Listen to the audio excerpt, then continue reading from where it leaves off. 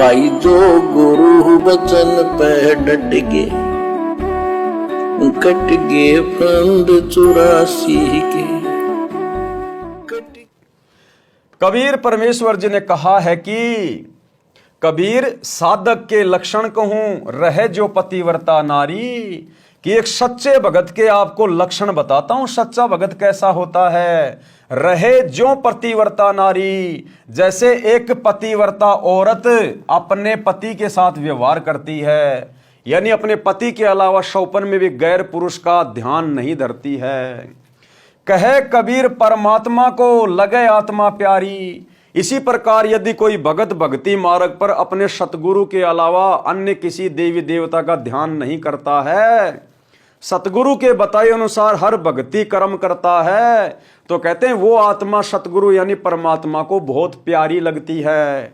और वह सतगुरु जिस पर इतना प्रसन्न हो जाएगा तो फिर कमी क्या छोड़ देगा उस आत्मा के लिए।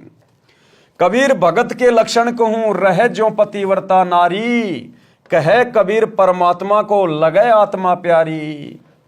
पतिव्रता के भक्ति पथ को आप साफ करे करतार, यानी भगत के सांसारिक मार्ग को, उसके जीवन को, उसके भाग्य को वो करतार यानी परमात्मा सतगुरु स्वयं अपनी शक्ति से साफ कर देता है। यानी उसके भाग्य में आने वाले संकटों को साफ कर देता है, समाप्त कर देता है। आन उपासना त्याग दे सो पतिव्रता पार। आन उपासना क्या होती है? अपने सतगुरु के अलावा अन्य किसी की भक्ति करना। तो हमने आन उपासना बिल्कुल भी नहीं करनी। सतगुरु से उपदेश लेने के बाद आन उपासना में ये सब पूजाएं आ जाती हैं संसार की। जितने भी देवी देवता हैं, भैरव भूत बेताल है, मंदिर मस्जिद चर्च गुरुद्वारे, हमने किसी की तरफ भी नहीं देखना है। केवल सतगुरु ने जो भक्ति बता दी, जो पूजा बता दी, जो विधि बता दी, जो धर्म कर्म बता दिया, उसी के अनुसार उतना ही करना है। कहते हैं गुरु बिन होम यज्ञ जो करही, और मिथ्या होए कभू न फल ही। हमने गुरु के बताए अनुसार ही भक्ति मार्ग पर फिर आगे बढ़ना होता है। और फिर देखिए आप अपने जीवन को आप पहले से हजारों गुना ज्यादा बेटर पाएंगे। बेटर भक्ति करने से पाप नष्ट हो जाते हैं। जो भक्ति की राह में रोड़े बनते हैं, कबीर जब ही सतनाम हृदय धर्यो भयो पाप को नाश, यानी जिस दिन आप अपने सच्चे सतगुरु से सच्चा नाम ले लोगे, उसी दिन आपके पाप कर्मों का नाश होना शुरू हो जाएगा। गरीब जब ही सतनाम हृदय धर्यो भयो पाप को नाश, जैसे चिंगारी अग्नि की पड़े पुराने घास। कैसे पाप कर्म कटने शुरू हो जाएंगे सतगुरु से उपदेश लेने के बाद? जैसे चिंगारी अग्नि की पड़े पुराने घास।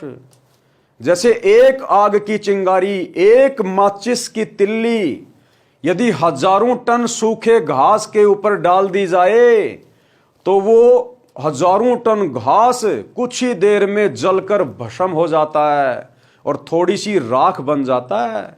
इसी प्रकार सतगुरु का सतज्ञान, उसका भक्ति मंत्र, उसका उपदेश, उसकी साधना उस चिंगारी की तरह काम करता है, जो हमारे हजारों टन घास रूपी पाप कर्मों को जलाकर भस्म कर देता है। और फिर चलेगी हवा, वो राख भी कहीं न कहीं उड़ जाती है। तो इस प्रकार से सच्चे सतगुरु की शक्ति से, उसकी भक्ति से भगत के पाप कर्मों का नाश होता है। इसलिए पूर्ण गुरु से दीक्षा लेकर प्रत्येक स्त्री पुरुष बालक 3 वर्ष के पश्चात वृद्ध युवा को भक्ति अवश्य करनी चाहिए। चाहे स्त्री हो, चाहे पुरुष हो, चाहे बालक हो, कम से कम 3 साल का होने के बाद बच्चे को सतगुरु से उपदेश दिलवा देना चाहिए। क्योंकि 3 वर्ष के बाद बच्चा बोलने लग जाता है, समझने लग जाता है। वो जैसे भी अपना उठते बैठते माता पिता के साथ अपने मंत्र जाप करता रहेगा, आरती करता रहेगा। पहले हमारे को ये अज्ञानी धर्म गुरु, नकली साधु संत महात्मा हमारे को बहका दिया करते थे कि भक्ति तो बुढ़ापे में शुरू होती है। अरे बचपन में कोई भक्ति थोड़ी होती है, जवानी में कोई भक्ति थोड़ी होती है, ये तो खाने पीने खेलने कूदने के दिन हैं। भक्ति तो बुढ़ापे में होती है। क्या गारंटी है कि बुढ़ापे तक आप जीवित रहेंगे? अरे क्या गारंटी है कि बुढ़ापे तक आप जीवित रहेंगे? और कौन से धर्म के धर्मशास्त्र में लिखा है कि भक्ति बुढ़ापे में करनी चाहिए? ये तो ज्ञानहीन लोगों की मनमानी बातें हैं। परमात्मा का विधान है कि जैसे बच्चा 3 साल का हो जाए तुरंत सतगुरु से उपदेश दिलवा देना चाहिए। यदि उस बच्चे के भाग्य में संकट होगा, मृत्यु होगी, दुख होगा, सतगुरु उनको उस भक्ति के कारण बिल्कुल जलाकर भस्म कर देगा। आपके बच्चे की 100 वर्ष की आयु कर देगा परमात्मा। उसको कहते हैं भगवान। तो परमात्मा कहते हैं जिसको मनुष्य जन्म प्राप्त है, चाहे स्त्री है, पुरुष है, बच्चा है, बूढ़ा है, युवा है, तुरंत उनको भक्ति शुरू कर देनी चाहिए। भक्ति शुरू करने से, सतगुरु से जुड़ने से सतगुरु की शक्ति उनके साथ हो जाती है। और यदि उनके भाग्य में कोई संकट होगा, सतगुरु उनको समाप्त करता हुआ चलता है। इसलिए भक्ति और भगवान की आवश्यकता पड़ती है। पुण्य भी भक्ति की राह में बाधक है। अब जो पुण्य हैं वो कैसे भक्ति में बाधा उत्पन्न करते हैं? पूर्व जन्म के पुण्यों के कारण घर में धन होता है। आज जितने भी धनी आदमी हैं, राजा महाराजा, मंत्री प्रधानमंत्री हैं, इनके घर में जो इतनी सुख सुविधाएं हैं, धन है, वैभव, ये क्यों है? इनके पिछले जन्म की भक्ति के कारण है, पिछले जन्म के दान पुण्यों के कारण है। आज उनके घर में धन है, सुख है, सुविधाएं हैं, सर्व सुविधाएं होती हैं। किसी को राजपद प्राप्त होता है जो भक्ति में बाधक होता है। वह सुख उसको परमात्मा से कोसों दूर कर देता है। ऐसा सुख भी जीने की राह में यानी भक्ति मार्ग में रोड़ा है, मोक्ष प्राप्ति में रोड़ा है, परमात्मा प्राप्ति की मंजिल को दूर कर देता है। यानी सुखी आदमी जल्दी से भक्ति स्वीकार नहीं करता है। उसको लगता है कि मैं जिन देवी देवताओं की पूजा कर रहा हूं, भक्ति कर रहा हूं, मैं जिन मंदिरों में जा रहा हूं, वो बस ठीक है, हम तो सुखी हैं, हमें तो हमारे देवी देवता ही सब कुछ दे रहे हैं, जो साधना मैं कर रहा हूं उसी से मैं सुखी हूं। ये उसकी महाभूल होती है।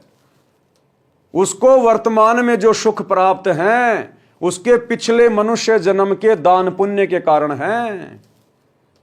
और वो सोच बैठता है कि मैं वर्तमान में जो भक्ति कर रहा हूं केवल उसी के कारण मैं सुखी हूं, जिस कारण से वो दूसरी सत भक्ति को स्वीकार नहीं कर पाता है।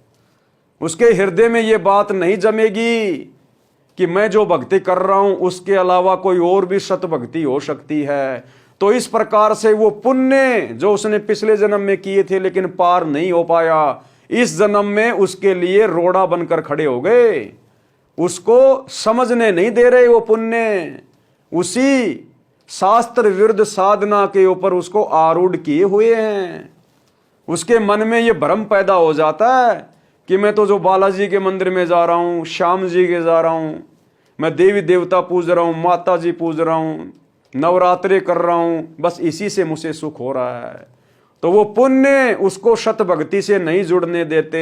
भाई जो गुरु बचन पे डट गे, कट गे फंद 84 के, कट गे फंद 84 के, कट गे फंद 84 के।